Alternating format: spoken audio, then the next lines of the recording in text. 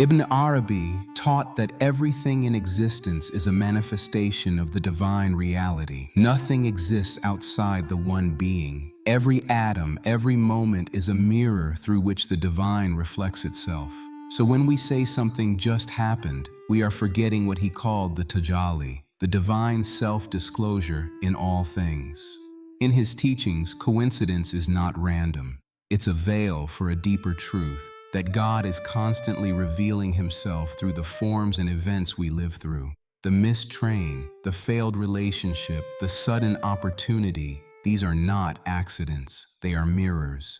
Each event reflects something of God's names: Al-Hakim, the wise; Al-Latif, the subtle; Al-Qadir, the powerful. When you see life this way, nothing is in the way. Everything is the way. You stop asking, "Why did this happen to me?" and begin to ask, "What aspect of the divine is being shown to me through this?"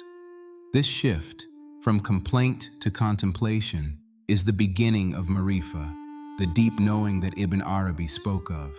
It is the journey from surface perception to spiritual vision. Ibn Arabi didn't see time as a linear chain of events. He wrote in Futuhat al-Makkiyah that time, as most people understand it, is a mental construct, a veil that hides the eternal reality. For him, the only real time is the now, the eternal present in which the divine is constantly creating.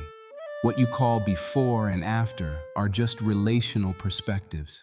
The divine, who is beyond time, unveils himself moment by moment, not through chronology, but through presence. Each instant is fresh, unique, and full of divine intention.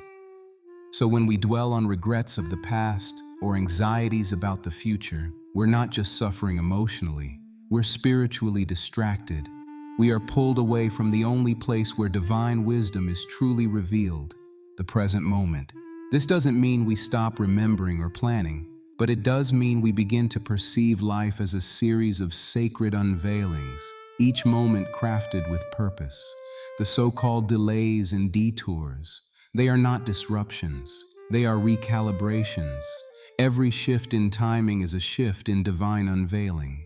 To live in awareness of this is to live in Tawhid, to see one action, one will, one unfolding. It's not that God intervenes sometimes.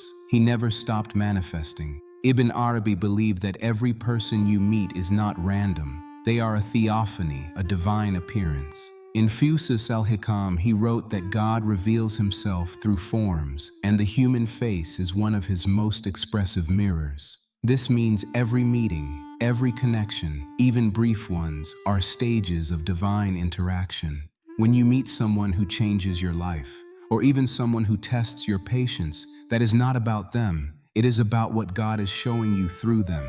Are you seeing the name Al-Rahman, the compassionate? Or are you being shown Al-Jabbar, the compeller? Each soul carries an aspect of the divine names that you are meant to encounter. This changes how we look at people. No longer do we say, "This person wasted my time," or "This relationship failed." Instead, we say, "This was a classroom, a moment of unveiling, a divine address dressed in human form." Ibn Arabi said, "He who knows himself knows his Lord." Often it is through others that we come to know ourselves, and in that, come closer to knowing the One. Ibn Arabi often described the breaking of plans and attachments as a mercy in disguise. In Futuhat al-Makkiyah, he spoke of how the apparent loss or rupture is, in fact, an opening, what he called fath, a divine opening that only comes through the collapse of what we cling to. We think the plan is falling apart. But the deeper truth is that we were too attached to our own design, and God in his wisdom interrupts that, not to harm, but to guide. What you lost wasn't punishment, it was the dissolving of an illusion you thought you needed. Ibn Arabi teaches that every state, joy or grief, gain or loss, is an appearance of a divine name. Your soul moves through these names like a traveler crossing spiritual landscapes, and every fall is not an end, but a doorway. Through Khusran, apparent loss, comes fath, divine opening. So when your path breaks, do not despair. Ask instead, what name of God is appearing now? What hidden light is this pain trying to show me? To live like this is to no longer resist change. It is to walk with trust, knowing that the divine writer never miswrites a line in your story. One of Ibn Arabi's most nuanced teachings is about the relationship between divine destiny, qadar, and human choice, ikhtiyar. To him, they are not opposites. Rather, they are like two wings of a single bird. You need both to fly toward your becoming. He explained that while all things unfold by divine decree, the human heart is the space of witnessing and response. You don't control the wind, but you adjust your sail. The events are given, but how you walk through them, that's your part of the dance. Your intention, niyyah, and your awareness, muraqabah, are how you participate in this divine unfolding. Ibn Arabi called the human being a location of divine self-knowing, which means your choices are not separate from God, but one of the mirrors through which he knows himself. This is not fatalism, it's partnership. It means you are never passive, even when life feels out of control. Every small act of sincerity, every inner yes or no, echoes in the architecture of the unseen. To live like this is to walk humbly with awe. You're not the author, but you are a co-witness to the story, and that is a sacred role. At the end of all reflections, Ibn Arabi would point us back to one thing, the real al-Haq, the divine presence that was always with us through every turn, fall, rise, and silence. Life is not a random path of disconnected moments. It is a single unfolding presence wearing many faces. He wrote that every place you stumble, every time your heart breaks, every unexpected turn, these were the places where God was closest. But you only see it when you look with the eyes of the heart. And the eyes of the heart open when you surrender the illusion of control. When you look back, what you thought were delays were timings. What you thought were losses were unveilings.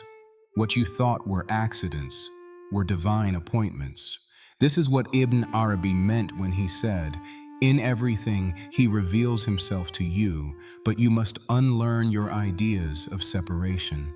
To live like this is not to escape pain, but to find its source, to see even suffering as a messenger, not to justify it, but to transmute it, to know that the divine is not only in the light, but also in the shadow. And finally, you realize every step, even the ones you regret, brought you closer to what you truly seek, because what you truly seek has always been seeking you. If this message stirred something in you, if some part of your heart whispered, "I've felt this before," then stay close. This journey isn't over. It's only just beginning. Subscribe to Heart's Whisper, where each video is a doorway into deeper presence, deeper truth, and the hidden light behind all things. And remember, what brought you here wasn't chance.